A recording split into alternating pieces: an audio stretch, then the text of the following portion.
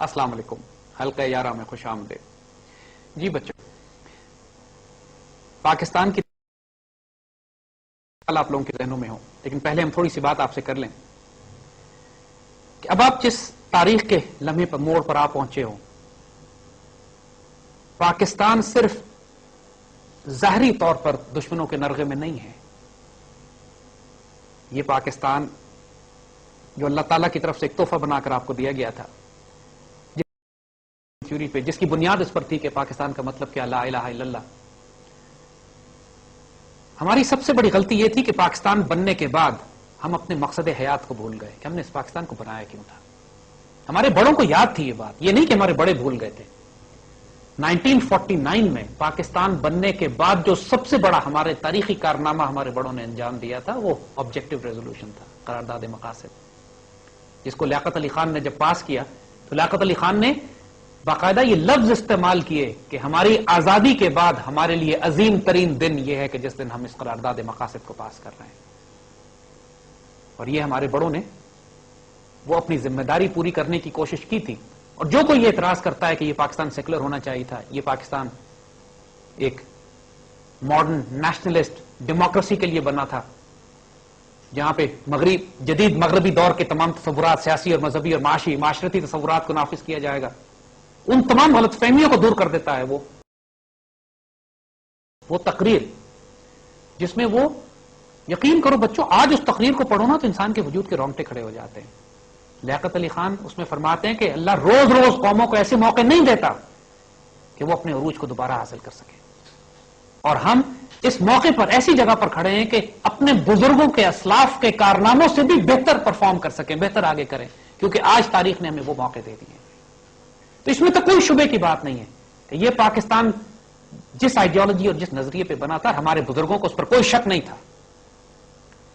لیکن 1949 میں جب قرارداد مقاصد پاس کی گئی، آپ دیکھو کہ اس کے 2 سال بعد لیاقت علی خان کو شہید کر دیا گیا۔ اور کس نے شہید کیا؟ وہ جو ساری انویسٹیگیشن کی گئی، معلوم کیا گیا، ایک تحقیقاتی رپورٹ بنی کہ لیاقت علی خان کو کس نے شہید کیا ہے، وہ کراچی میں وہ انسپیکٹر جس نے ساری تفصیلات طے کر کے فائل تیار کی، جہاز میں بیٹھا پنڈی لانے کے لیے، اس جہاز کو بھی کریش کر دیا۔ لہذا وہ تفصیل بھی، رپورٹ بھی ساری ختم ہو گئی، کسی کو نہیں معلوم ہوا۔ پاکستان کے خلاف جو سب سے شدید حملے ہوئے ہیں وہ جغرافیائی نہیں ہوئے ہیں، نظریاتی ہوئے ہیں۔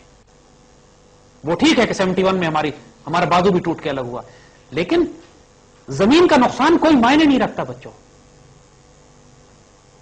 سب سے شدید نقصان اس وقت ہوتا ہے جب قوموں کی نظریات، قوموں کی آئیڈیالوجی، جب قوموں کی فکریں، قوموں کی سوچیں تبدیل ہو جائیں، جب انسان اس پر شک کرنے لگے کہ یہ پاکستان ہم نے اسلامی نظریے کے لیے بنایا تھا یا سیکولر نظریات کے لیے بنایا تھا۔ یہ شدید چوٹ ہے جب انسان یہ شک کرنے لگے کہ قائد اعظم سیکولر پاکستان چاہتے تھے یا اسلامی پاکستان چاہتے تھے۔ یہ شدید چوٹ ہے جب انسان یہ شک کرنے لگے کہ یہ علامہ اقبال تو بدکار، شرابی، نعوذ باللہ غلط آدمی تھے، ان کو فالو کرنے کی کیا ضرورت ہے۔ یہ چوٹ ہے اگر اس بات پہ یقین کر لیا تو۔ یہ چوٹ ہے کہ یہ کہا جائے آج کے نوجوان نسل سے کہ 2 نیشن تھیوری ختم ہو گئی، 2 قومی نظریہ ہمارا ختم ہو گیا، ایسٹ پاکستان ٹوٹ کے کیا بچا۔ کوئی یہ کہے کہ پاکستان کا بننا تاریخ کی سب سے بڑی غلطی تھی، کوئی یہ کہے کہ ہندوستان کی تقسیم کیوں کی ہم نے، یونائٹڈ انڈیا میں اکٹھے رہ لیتے، مسلمان تقسیم ہو گئے۔ جو آج بھی کانگریسی مولوی ہیں انڈیا میں، ان کا یہی آرگومنٹ ہے، وہ گاندھی کو اور نہرو کو تو اچھا کہتے ہیں، قائد اعظم کو برا کہتے ہیں۔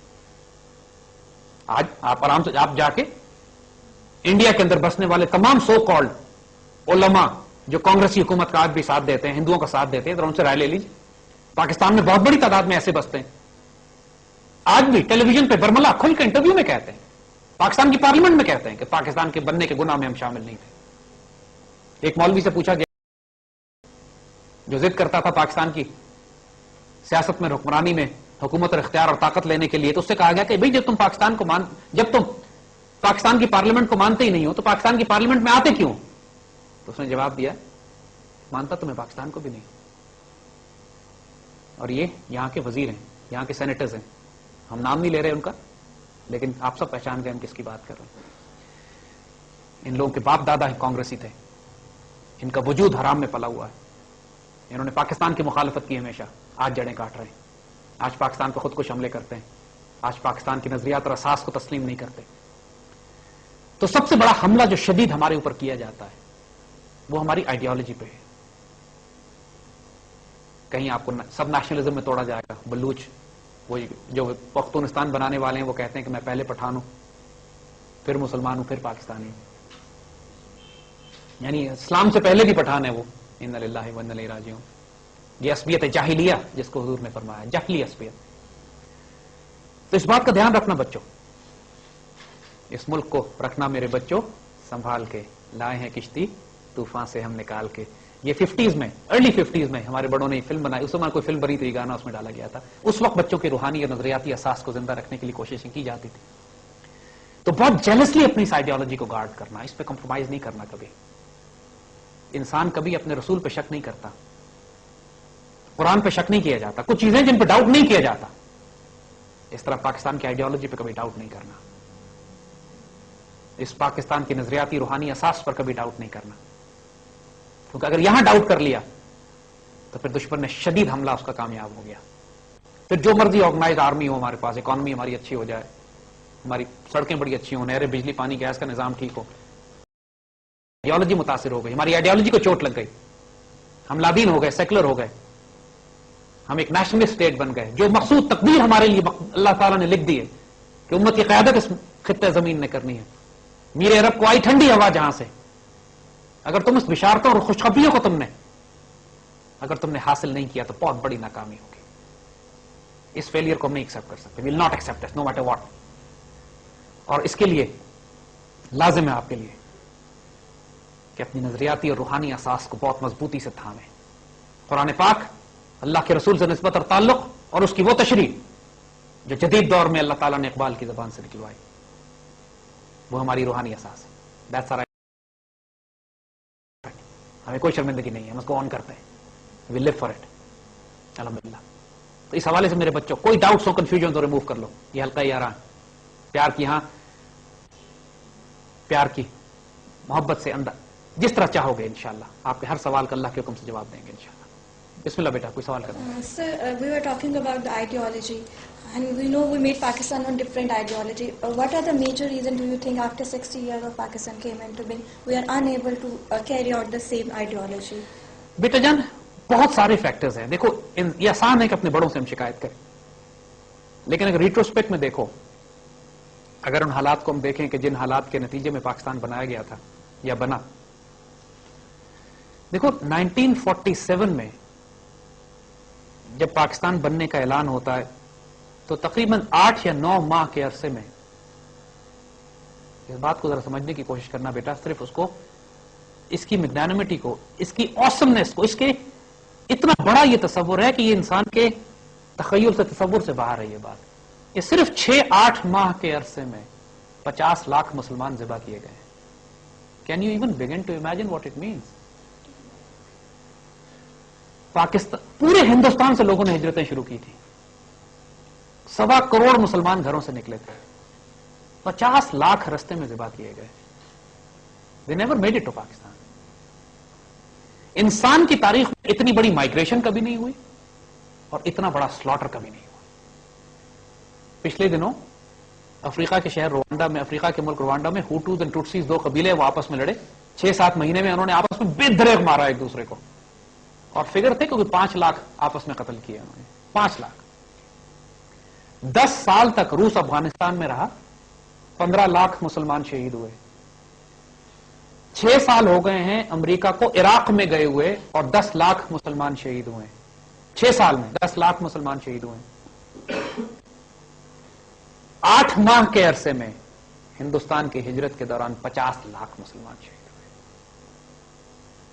پنجاب میں, ایسٹ پنجاب میں کوئی کنواں نہیں بچا پانی پینے والا, کیونکہ وہ لاشوں سے بھرے ہوئے تھے. کوئی جگہ نہیں تھی کہ مزید لاشیں اس پہ پھینکی جا سکتی. بعض بچیاں اس لیے ہلاک نہیں ہوئی, ختم نہیں ہوئی, اس لیے کہ جب وہ گری ہیں تو لاشوں پہ گری ہیں, پانی نہیں تھا ان کو ڈبونے کے لیے. بچیاں اپنی عزت بچانے کے لیے کنویں میں کود جایا کرتی تھی. پھر طریقہ گاؤں کے بچوں نے یہ اختیار کیا تھا کہ جب لڑائی ہوتی تھی, فائرنگ ہوتی تھی, سکھوں کی اور گورکھا ریجمنٹس اور ہندو ریجمنٹ جب فائر کیا کرتی تھی تو یہ بچیاں ہاتھوں میں ہاتھ ڈال کے ان کے سامنے آ جایا کرتی تھی. کلمہ ہندو آتھرز نے اب لکھنا شروع کیا کہ ہم نے اس طرح مرتے دیکھا ہے مسلمان بچیوں کو کہ اپنے آپ کو وہ ہندوؤں کے حوالے نہ کریں, اپنے آپ کو قربان کر دیتی. تو ذرا سوچو, یہ 50 لاکھ جو لوگ شہید ہوئے ہیں اور پھر 50 لاکھ جو مہاجر پہنچے ہیں پاکستان میں، یہ عام لوگ نہیں تھے صرف، یہ سارے کسان، غریب، مسکین، عاجز مزدور لوگ نہیں تھے، یہ 1000 سال ہندوستان میں مسلمان تہذیب کے نمائندہ لوگ تھے، یہ ان میں علماء تھے، ان میں دانشور تھے، ان میں اساتذہ تھے، علم میں عالم، فاضل، ملا فاضل، بڑے بڑے لوگ تھے، نوجوان تھے، پڑھے لکھے لوگ تھے، پوری مسلمان تہذیب.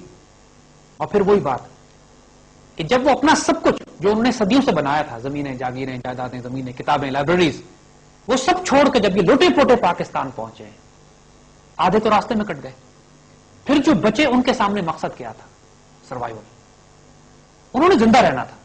میرے والدین نے ہجرت کی، ان کے والدین نے بھی، میرے والدین سب چھوٹے تھے، یعنی میری والدہ تو بہت ہی چھوٹی تھی، میرے والد was in medical college at that time, young army officer. اس کے بعد آ کے پاکستان میں انہوں نے آرمی جوائن کی آتے ہی. تو اس عمر کے لیکن وہ ڈپینڈنٹ تھے، اسٹرگل کر رہے تھے، جاگیریں تھیں ان کی، سب کچھ چھوڑ چھاڑ کے پاکستان کے لیے یہاں ہجرت کر کے پہنچے. اور پھر ہوا یہ کہ ایک بہت بڑا ظلم جو پاکستان بننے کے فوراً بعد ہی شروع ہو گیا، وہ ویکوی پراپرٹی ٹرسٹ کے نام سے ایک ادارہ بنایا گیا کہ جو لوگ اپنی جاگیریں، جائیدادیں چھوڑ کر آئے ہیں ان کو یہاں پر زمینیں اور جاگیریں اس کے مقابلے پہ دی جائیں گی. جو شرفا تھے، جو اچھے لوگ تھے، جو اعلیٰ خاندانوں کے لوگ تھے، وہ کبھی اس لوٹ مار میں شریک ہی نہیں ہوئے. یعنی قانون یہ بنا دیا کہ ہندوستان جائیے، اپنے کاغذات بنوا لیجئے کہ میرے پاس اتنے ایکڑ زمین تھی، اتنے مکانات تھے، اتنی زمینیں تھی، پاکستان میں لا کے ان کو دیجئے، یہاں پہ وہ آپ کے نام وہ زمینیں الاٹ کر دیں گے. تو وہاں بھی رشوت ہوتی تھی، یہاں بھی رشوت ہوتی تھی، حرام کا ایک بازار گرم تھا. آپ نے اگر یہ ساری تفصیل پڑھنی، سمجھنی اور دیکھنی ہے کہ ہم جو بات کر رہے ہیں، تو قدرت اللہ شہاب کی کتاب شہاب نامہ پڑھ لیجئے گا. شہاب نامہ میں انہوں نے ساری تفصیل لکھی ہے. نتیجہ یہ ہوتا تھا کہ جو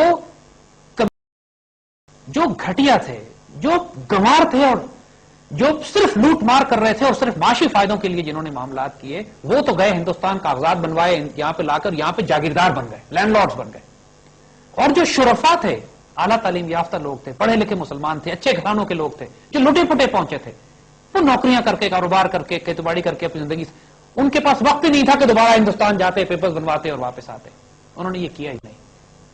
لہذا یہ ہوا کہ پوری سوشل کلاس تبدیل ہو گئی پاکستان کی، جس طرح 1857 کے بعد ہوا تھا کہ جو اشرافیہ تھے، جو ایلیٹ تھی، اس کو تو انگریزوں نے ذبح کر دیا، اور جو غدار تھے ان کو جاگیردار بنا دیا.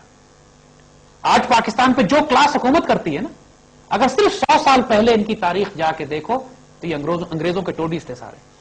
کوئی انگریزوں کے گھوڑے صاف کیا کرتا تھا، کوئی ان کے جوتے پالش کرتا تھا، کوئی ان کے جانوروں کتوں کو نہلانے کی ڈیوٹی کرتا تھا. انعام انگریز نے خوشی میں آ کے 100 ایکڑ 200 ایکڑ 500 ایکڑ جاگیریں ان کو دینا شروع کر دی.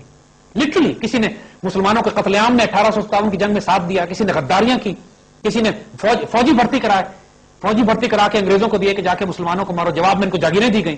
یہ پوری تاریخیں نوٹڈ ہیں، لیکن آپ کو پڑھتے نہیں، ہم لوگ پڑھائی نہیں جاتی نا. لہذا جو کلاس ایلیٹ اشرافیہ کلاس بنی 1857 کے بعد، یہ وہ تھے جو انگریزوں کے غدار، جو مسلمانوں کے غدار اور انگریزوں کے وفادار تھے، جو آج بھی ملکہ کو مخاطب کر کے کہتے ہیں کہ we are still your loyal subjects. ہماری پارلیمنٹ میں، ہماری اسمبلیز میں، الیکشن میں 90% وہی کلاس پہنچتی.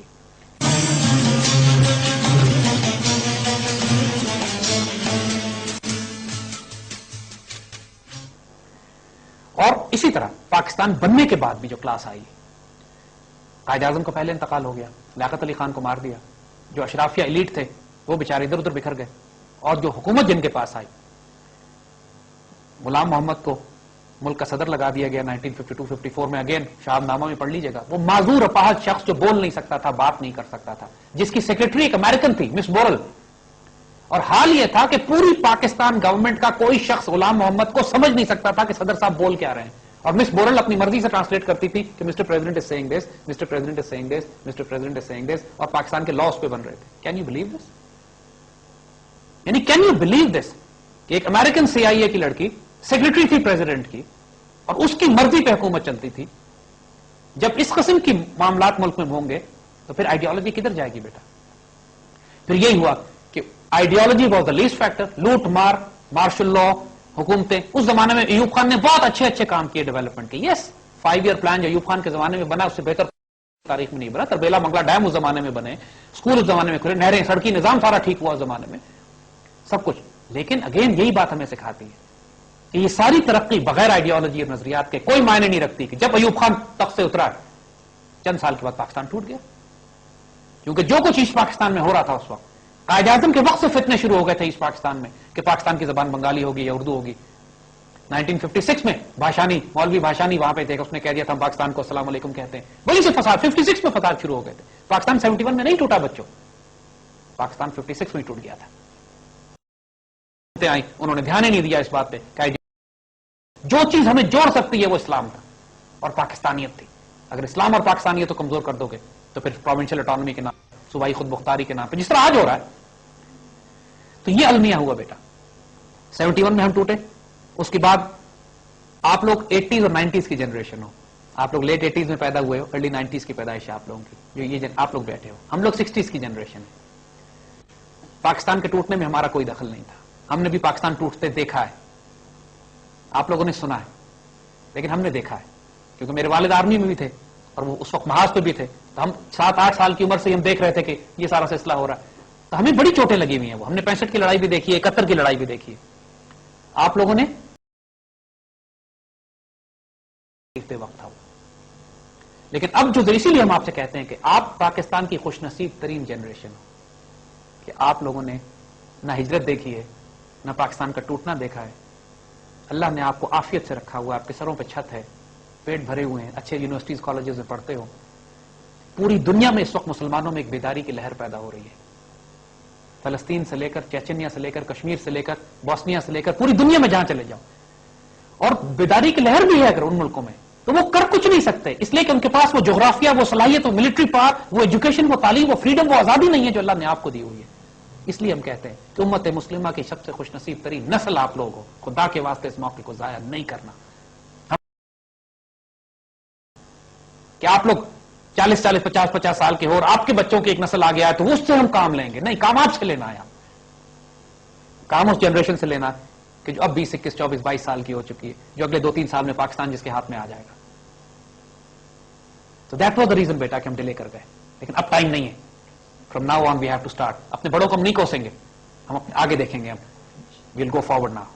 جی سر بہت شکریہ اور ماشاءاللہ پروگرام ہمارا اس طرح چلتا رہے گا. سر سب سے پہلے سر یوتھ کے بحاف میں یہ کہنا چاہ رہا ہوں کہ اور اس پروگرام کے توسط سے کہ سر جتنے بھی لوگ ہمیں دیکھ رہے ہیں، اسپیشلی جتنی بھی پاکستان کی یوتھ ہمیں دیکھ رہی ہے، انشاءاللہ تعالی ہم لوگوں نے 71 کا بدلہ بھی لینا ہے اسی یوتھ نے. اور انشاءاللہ تعالی 1947 میں جب قافلے آ رہے تھے ان قافلوں پر جب نہتے لوگوں پہ حملے ہوئے، اس کا بدلہ بھی ہم لوگوں نے لینا ہے. سر میرا سوال جو ہے سر 1947 سے پہلے جو پس منظر جو چل رہا تھا سر، جب پاکستان بننے کی تحریک چل رہی تھی، اس وقت سر سوال یہ ہے کہ کیا اس وقت کسی نے جہاد کے لیے کال دی؟ کیا اس وقت کی جتنی بھی جسے کہتے ہیں محنت تھی، لوگوں کی ڈیڈیکیشن تھی، کیا اسے جہاد سے تشبیہ دی جا سکتی ہے؟ اور سر آج کل جو سیناریو ہے اس میں ہم لوگ جتنے بھی تمام نوجوان لوگ جو محنت کر رہے ہیں، پاکستان کے لیے کام کر رہے ہیں، کیا ہم لوگ اسے جہاد سے تشبیہ دے سکتے ہیں؟ بیٹا دیکھو، ہر دور میں اللہ تعالیٰ کی ایک حکمت اور ایک وزڈم ہوتی ہے. اگین وہی بات ہم کر رہے ہیں، اللہ کی مرضی اور اس کے رازوں کو سمجھو. سلطان صلاح الدین ایوبی کے دور میں کوئی شخص اگر یہ کہے کہ میں قلم سے جہاد کروں گا تو اللہ اس کے جہاد کو قبول نہیں کرتا، کیونکہ وہ دور تھا کہ جب تلوار کی ضرورت تھی. دشمن مسلمانوں کی صفوں میں داخل ہو چکا تھا. ہر کام کا وقت ناداں گر گئے سجدے میں جب وقت قیام آیا. سجدہ قبول نہیں ہوتا اس وقت نماز میں بھی. جب پوری جماعت رکوع میں جا رہی ہو آپ سجدے میں چلے جائیں، آپ کہیں میں تو بڑا نیکی کا کام کر رہا ہوں، اللہ تعالیٰ آپ کو ٹھوکر مار کے اڑا دے گا. نہیں چاہیے آپ کی نماز ہمیں ایسی. جماعت رکوع میں، جماعت قیام میں، آپ کو جماعت کے ساتھ چلنا ہوتا ہے. اللہ کی مرضی اسی میں. تو اسی طرح بچوں، جب وقت ہوتا ہے قلم سے جہاد کرنے کا، اس وقت تلوار کی ضرورت نہیں ہوتی. اس وقت تلوار سے جہاد کرنا، نکالنا، تلوار نکال کے یہ کہنا کہ میں جہاد کر رہا ہوں، فساد ہو جاتا ہے. جس طرح آج پاکستان میں بہت بڑے تعداد میں گروہ ایسے موجود ہیں جو پاکستان میں اسلامی نظام، سو کالڈ اسلامی نظام لانے کی بات کرتے ہیں خودکش حملے کر کے. وہ بھی یہ سمجھ رہے ہیں کہ ہم جہاد کر رہے ہیں، حالانکہ جہنم کے بدترین کونوں میں اللہ ان کو تباہ برباد کرے. جس طرح بے گناہ مسلمانوں کو یہ شہید کر رہے ہیں اور پاکستان کی ریاست پہ حملے کر رہے ہیں، یہ جہاد نہیں ہے. اسی طرح امت مسلمہ کا سب سے بڑا جہاد 20ویں صدی کے آغاز میں یہی تھا کہ ایک مسلمان خطہ زمین پاکستان کو حاصل کرنے کے لیے اپنا سب کچھ قربان کر دیا جائے. جس طرح آج سب سے بڑا جہاد یہ ہے کہ اس پاکستان کے دفاع میں سب کچھ قربان کر دیا جائے اور اس پاکستان کی تکمیل میں سب کچھ قربان کر دیا جائے. تو ہر دور کا ایک وقت ہوتا ہے. علامہ اقبال نے وہی بات کی، پیر جماعت علی شاہ رحمت اللہ علیہ 110 سال عمر تھی آپ کی جب آپ تحریک پاکستان میں شامل ہوئے ہیں، تو لوگوں نے یہی پوچھا کہ آپ قائد اعظم کا ساتھ کیوں دیتے ہیں؟ وہ تو انگریز سے لگتے ہیں. انہوں نے کہا کہ یہ اللہ کے رسول کا ہمارا کام کر رہا ہے، وہ کام جو ہمارا تھا قائد اعظم کر رہے ہیں، لہٰذا ہم پوری طرح ان کا ساتھ دیں گے. اور پوری مسلمان ملت میں انہوں نے لوگوں کو پھیلایا، پیغامات لکھے، خط لکھے، لوگوں کو جمع کیا، لاکھوں کا مجمع موبلائز کیے، فتوے جاری کیے کہ جو مسلم ہے تو مسلم لیگ میں آ. ان کا بڑا مشہور فتویٰ تھا اگر تو مسلمان ہو تو مسلم لیگ میں. اور یہ تک کہہ دیا کہ جس نے مسلم لیگ کو ووٹ نہیں دیا اس کا جنازہ نہیں پڑھا جائے گا، اس کا نکاح ٹوٹ جائے گا. لوگوں نے لاکھوں کی تعداد میں پھر مسلم لیگ میں شامل بھی ہوئے، ووٹ بھی دینا شروع کیا. کیونکہ آپ کو یاد ہوگا کہ 1936 کے الیکشنز میں یہ وہ الیکشنز تھے کہ جس میں اب بہت سے لوگ جو اعتراض کرتے ہیں نا کہ ہم مسلمان پاکستان ہم نے کیوں بنایا، یونائٹڈ انڈیا میں رہتے تو بڑا اچھا تھا، مسلمانوں کی تعداد تقسیم ہو گئی، وہیں رہتے اکٹھے ہوتے ہیں. اکٹھے ہونے کی مثال آپ سمجھ لیجیے 1936 کے الیکشنز، اس سے بہتر مثال کوئی نہیں ہو سکتی. کہ جب الیکشنز ہوئے کانگریس جیتی، اور کانگریس جیتی جب مسلمانوں کو مسلم لیگ میں یقین ہی نہیں تھا، تو سارے مسلمانوں نے بھی کانگریس کو ووٹ دے دیا یا مسلم. نتیجہ یہ ہوا کہ تمام جگہوں پہ الیکشن جہاں پہ ہوئے جن صوبوں میں وہاں کانگریس جیت گئی. اور کانگریس نے دیر نہیں کی. یاد رکھیے گا یہ بات کہ 1000 سال مسلمان ان پر حکومت کرتے آئے تھے. 1000 سال کے بعد پہلی مرتبہ ہندوؤں کو موقع ملا تھا کہ پروونسز میں کسی جگہ مسلمانوں پر حکومت کریں. اب دیکھیے ان کی اصلیت، ان کی غلاظت سامنے کس طرح آتی.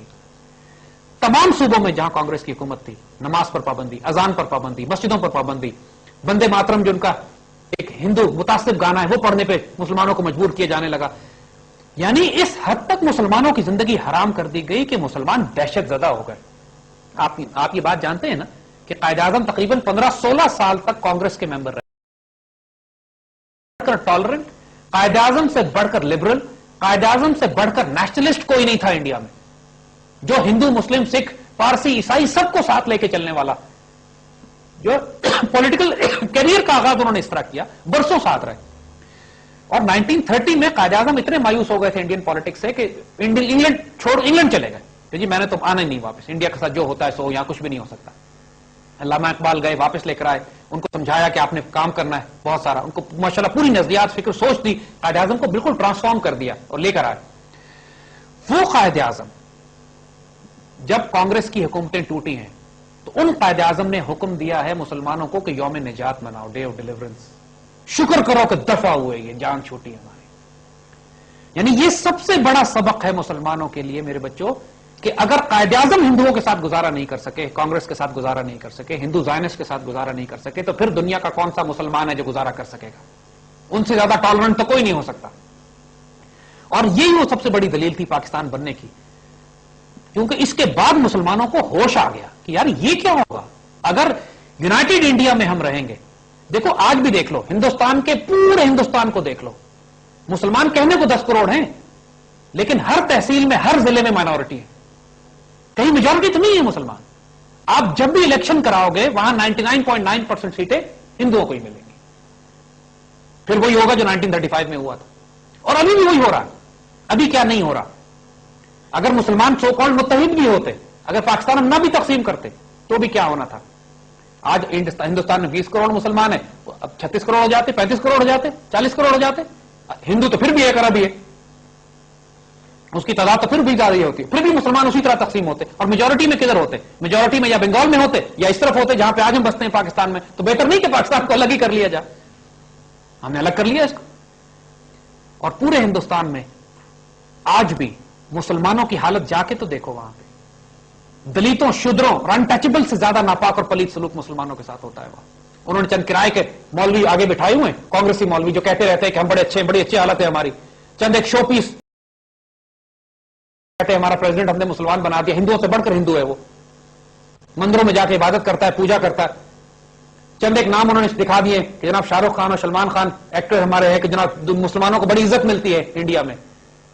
شبانہ اعظمی جو فلم ایکٹریس ہے انڈین، اس کا پچھلے دنوں سٹیٹمنٹ آیا تھا کہ مجھے بامبے میں مکان کرائے پہ نہیں ملتا کیونکہ میں مسلمان ہوں. ہندو ایکسٹریمسٹ مجھے بامبے میں مکان کرائے پہ نہیں لینے دیتے. امیجن کرے، کہتی جب میرا یہ حال ہے تو باقی مسلمانوں کو دیکھو کیا حال ہوگا. یعنی اب اتنے عرصہ ہندوؤں کی خدمت کرنے کے بعد بلا کر اس کے منہ سے نکل گیا کہ جی مجھے اس لیے یہ ذلیل و رسوا کر رہے ہیں کہ میرا خاندان باپ دادا. بیٹا یہ سلوک ہو رہا ہے مسلمانوں کے ساتھ وہاں. تو that was the reason we made Pakistan. یہ آج بھی جو یہ کہتا ہے کہ ہندوستان یونائٹڈ رہتا، یہ وہی دھول جھونکنے والی بات ہے کہ ہم ان سے پوچھتے ہیں کہ کیا تمہاری وزڈم قائد اعظم سے زیادہ ہے؟ کیا تمہاری وزڈم اقبال سے زیادہ؟ دنیا میں کائنات میں اس وقت سب سے بڑا مفکر دانشور مشرق و مغرب میں کوئی پیدا کیا اللہ نے تو اقبال کو پیدا کیا. وہ جب اقبال بات کرتے ہیں کہ میں دیکھ رہا ہوں اور اللہ کی زبان سے بات کر رہے ہیں, وہ خوشخبریوں سے بات کر رہے ہیں جو بشارت اللہ نے دی ہے ان کو. 1930 کا خطبہ ان کا اٹھا کے دیکھیے, اس میں وہ یہ نہیں کہہ رہے کہ انڈیا کو الگ ہونا چاہیے, وہ کہہ رہے ہیں میں یہ دیکھ رہا ہوں کہ یہ ہو رہا ہے, میں یہ دیکھ رہا ہوں کہ یہ ہو رہا ہے. پریڈکٹیو بات کرتے ہیں, پریڈکشن دی ہے انہوں نے کہ میں دیکھ رہا ہوں کہ یہ ریاستیں ساری جو ہیں شمال مشرقین کو الگ کر دیا گیا, شمال مغرب کی ریاستوں کو الگ کر کے ایک نیا اسلامی ملک بنایا جا رہا ہے. پھر ماشاءاللہ اس کے بعد اقبال لگ جاتے ہیں اس مشن کی تکمیل میں.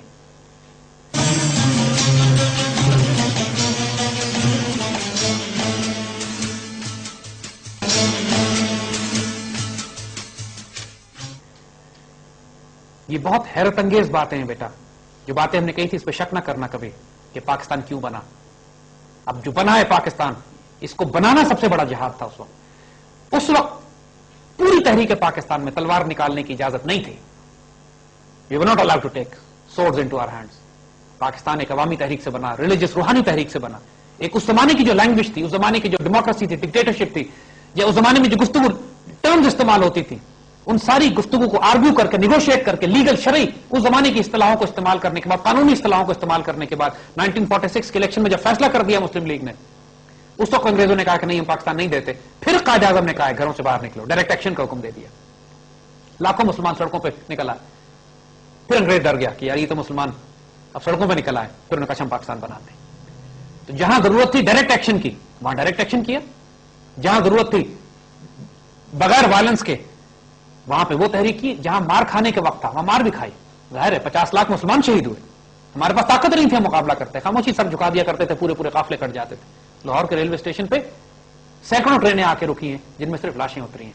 وہ فلم جنا دیکھیے نا آپ, فلم جنا جو بنائی ہے اتنی خوب, اس میں بھی یہ سین دکھائے گئے ہیں کہ قائد اعظم اور فاطمہ جنا جاتے ہیں ایک ٹرین میں اور صرف لاشیں اتر رہی ہوتی ہیں اس کے اندر سے, اور فاطمہ جنا ایک چھوٹے سے بچے کو اٹھا لیتی. یہ حقیقت ہے, بالکل ٹرینیں اسی طرح اترا کرتی تھیں. اور ایک ٹرین دہلی میں نہیں رکی. لوگ کہتے ہیں نا کہ یہاں بڑا ظلم ہوا, یہاں بھی بڑے سکھ اور ہندو مارے گئے, جھوٹ بولتے ہیں. مجھے ایک مثال دے دیں کہ دہلی اور امرتسر میں کوئی ٹرین اتری ہو جس میں سے لاشیں نکالی گئی ہوں. ایک آدھا ہندو سکھ کو رستے میں مارا گیا ہوگا, غصے میں کسی نے بدلہ لینے کے لیے مار دیا چندے. مگر یہاں کے سارے ہندو اور سکھ جو یہاں سے نکل کر گئے انڈیا, اپنے خزانے اپنی دولت ساتھ, یہاں قائد اعظم کی حکومت تھی, یہاں پاک فوج تھی, ایک سلاٹر پاک فوج نے نہیں ہونے دیا. قائد اعظم نے ایک ٹرین نہیں کٹنے دی. یہاں سے سارے ٹرینوں کے ٹرینوں سامان کے سامان, مال کا مال بھر کے لے کے جاتے تھے, باقاعدہ کھانے کھلائے جاتے تھے. آپ ممتاز مفتی کی کتاب پڑھیے نا, ممتاز مفتی نے الک نگری لکھی ہے کتاب, بڑی خوبصورت. اس میں لکھتے ہیں واقعہ, خود بتاتے ہیں کہ ہم گاؤں کے نوجوانوں میں جوش آ گیا, غصہ آ گیا, ہم سارے تیار ہو گئے کہ ہم ٹرین کاٹیں گے, ہم بھی ان کی ٹرینیں ماریں گے, اس لیے کہ وہ کر رہے ہیں. پھر گاؤں کی عورتیں رستے میں آ گئی کہ نہیں تم ان کے ساتھ ظلم نہیں کرو گے. چند ایک لوگوں نے ظلم زیادتی کی بھی, لیکن پھر ان کو واپس کر دی. جو فوج کے سپاہی آئے بچانے کے لیے, انہوں نے ٹرینوں کو رستے دے کے نکالا. لیکن جو وہاں سے ٹرینیں آ رہی تھیں ان کا کیا حال تھا. یہ اتنا بڑا داغ ہے سکھوں اور ہندوؤں کے منہ چہرے پہ, تو اس کو جسٹیفائی کرنے کے لیے جو اپالوجسٹ ہیں بڑی ٹرینیں کاٹی تھی. ایک ٹرین کی مثال دے دو کہ دہلی اور امرتسر کے ریلوے اسٹیشن پہ لاشیں اتری ہوں. جھوٹ بولتے ہیں یہ لوگ. ہم 100 مثالیں دیتے ہیں جہاں ہماری ہزاروں کی ٹرینیں. میرے اپنے سگے ماموں جس ٹرین میں پہنچے تھے, he was the only man survivor, لاشوں کے نیچے چھپ کے بچ کے پہنچے تھے. ساری ٹرین کٹ چکی تھی, وہ لاشوں کے نیچے بچ گئے, چھپ گئے. ہم نے ہجرت دیکھی ہے بچوں, ہمارے والدین نے ہجرت دیکھی ہے, وہ کٹے ہوئے پہنچے ہیں یہاں پہ. ہم نے 71 کی ہجرت بھی دیکھی ہے, جو ایسٹ پاکستان جو لوگ گئے تھے, جو وہاں پہ کاٹ دیے گئے. اس کے بعد اللہ کا شکر ادا کرو کہ اللہ نے آپ کو عافیت میں رکھا ہوا ہے. قدر کرو اس پاکستان کی, قدر کرو اس فرصت کی, اس امن کی, اس کرم کی جو اللہ نے آپ پر کیا ہوا ہے. بسم اللہ بچوں.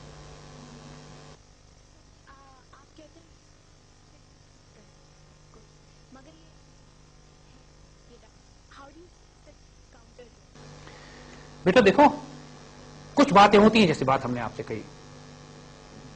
ایک لمحے کے لیے سوچو تو صحیح کہ پاکستان ہم نے پھر کیوں بنایا تھا, کیوں بنایا تھا, ہم نے کیوں اتنی بڑی قربانی دی. ہر شخص اپنا خود ذمہ دار ہے. جو سوچنا نہ چاہے, سمجھنا نہ چاہے, اندھا گونگا اور بہرا ہو, اس کو تو آپ کنونس نہیں کر سکتے. لیکن اب آنے والا دور آپ کا دور ہے, اپنی اس عزت کو ضائع نہ کرنا جو اللہ نے آپ کے لیے لکھ دی ہے. جن نوجوان بچے جو شک ہیں ان سے ہم یہی بات کریں گے کہ بیٹو ہوش میں آؤ. پوری دنیا کا کفر تو تمہیں ختم کرنے پہ تلا ہوا ہے, صرف اس لیے کہ تم مسلمان ہو. اور ہم یہ ماننے کو تیار نہیں ہے کہ ہم مسلمان ہیں. یعنی بوسنیا کے مسلمانوں کی مثال سے سمجھو بچوں، ان سے زیادہ یورپینائزڈ مسلمان دنیا میں نہیں تھے.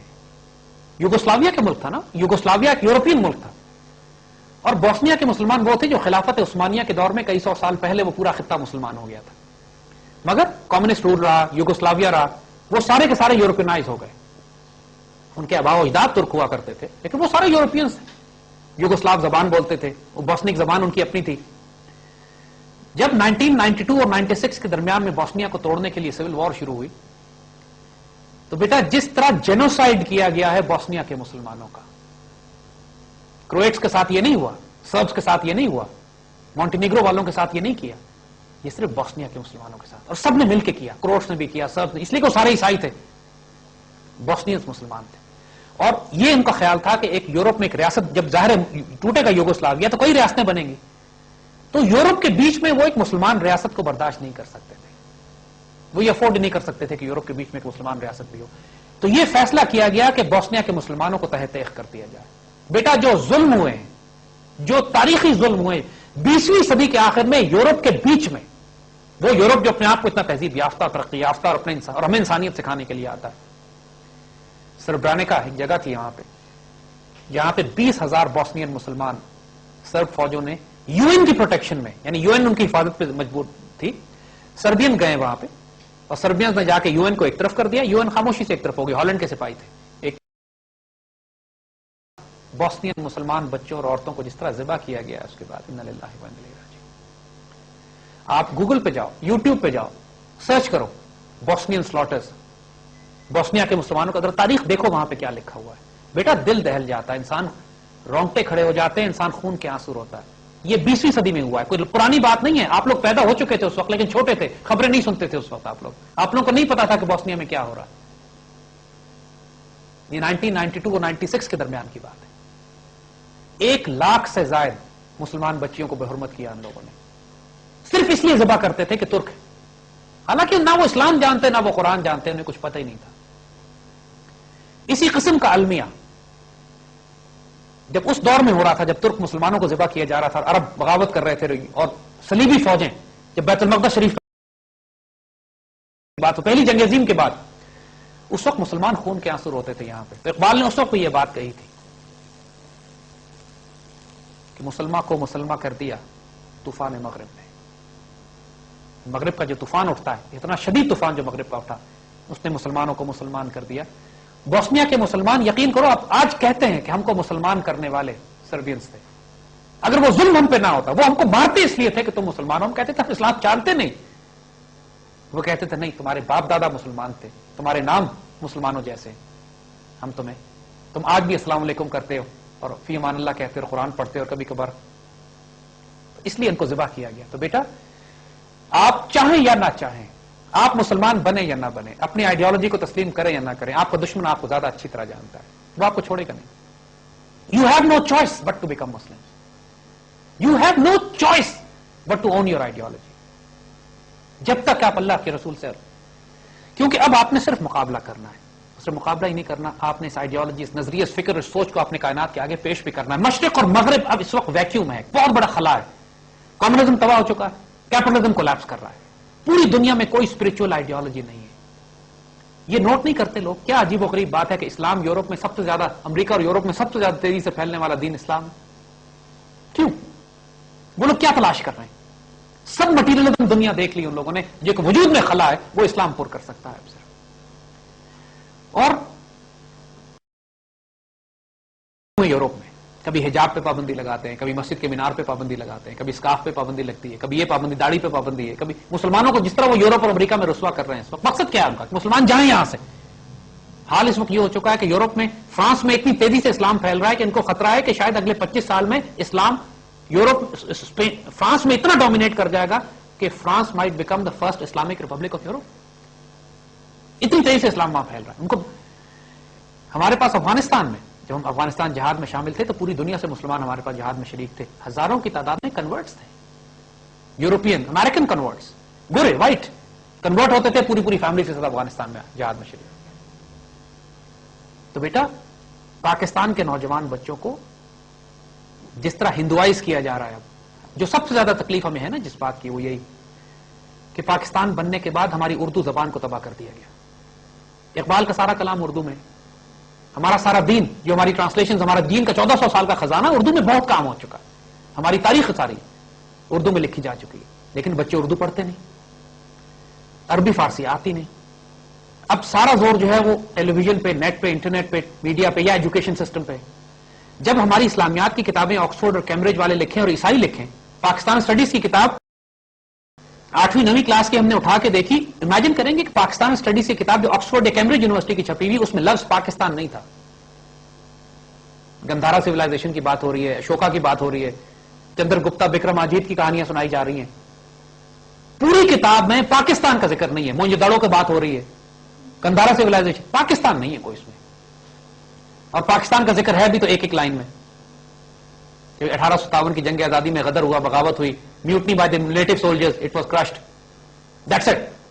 وہ جو 190 سال تک سلاٹر ہوتا رہا ہے پورے انڈیا میں، اربوں اربوں ڈالر کی، اربوں پاؤنڈز کے جو لوٹ مار کی گئی ہے کہ 25% شیئر جو انڈیا کا ہوا کرتا تھا، مسلمان انڈیا کا گلوبل ٹریڈ میں، وہ ریڈیوس ہو کے 1% سے بھی کم میں رہ گیا انگریزوں کے دور میں. تو پوچھو کہ انگریزوں نے انڈیا کو ترقی دی ہے یا انہوں نے اس کو تباہ و برباد کیا؟ تو بیٹو، ہماری نوجوان نسل کو اس وقت بہت ضروری ہے کہ ہم اردو کو دوبارہ ریوائیو کریں. کوئی مشکل بات نہیں، اردو بولتے ہیں ہم سارے نا. اردو پڑھنا شروع کرو، 6-7 مہینے اردو کی چند کتابیں پڑھو گے، اردو اچھی ہو جائے گی.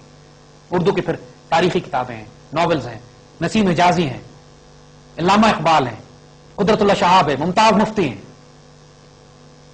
سلطان صلاح الدین ایوبی کی تاریخ ہے، سیدنا خالد بن ولید کی تاریخ ہے، مسلم ہسٹری، اس کو پڑھو. پھر انگلش میں اتنی اچھی کتابیں نہیں ملیں گی آپ کو، اردو میں ملیں گی یا عربی اور فارسی میں ملیں گی. ساری زندگی انگریزی سیکھتے بھی ہم گزار دیتے ہیں. تھوڑی محنت کر لو، فارسی سیکھ لو، عربی سیکھ لو، کوئی بڑی بات نہیں ہے. چند ماہ لگیں گے آپ کی فارسی تو اردو سے بہت نزدیک ہے. فارسی تو بہت جلدی سیکھ لو گے. اقبال کا 80% کلام فارسی میں ہے، اور پھر اردو بھی بہت کافی ہے ہمارے لیے، لیکن فارسی سیکھ لو تو بہت ہی اچھی بات ہے. بیٹا، ہمیں اپنی تاریخ، اپنی تقدیر، اپنی اساس کو دوبارہ لوٹنا ہے واپس. دیکھو ظلم انہوں نے ترک مسلمانوں، مصطفیٰ کمال نے جب خلافت ختم کی ہے تو سب سے پہلا ظلم اس نے جو کیا ہے کہ ترکی زبان کا رسم الخط تبدیل کر دیا. یعنی ترکی زبان عربی میں لکھی جاتی تھی، اردو اسکرپٹ میں لکھی جاتی تھی. ترکی، عربی، فارسی، اردو، یہ سب زبانیں ایک رسم الخط میں، ہم رائٹ سے لیفٹ لکھتے ہیں. اس نے ٹرکش لینگویج کو لیٹنائز کر دیا، ABCD سے لکھنا شروع کر دیا.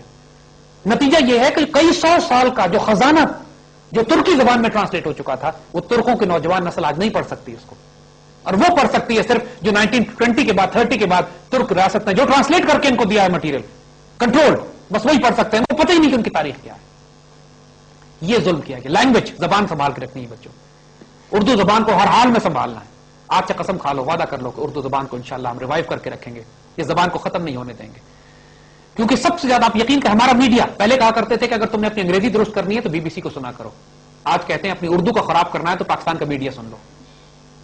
تباہ برباد کر دیا ہماری اردو کو ان لوگوں نے.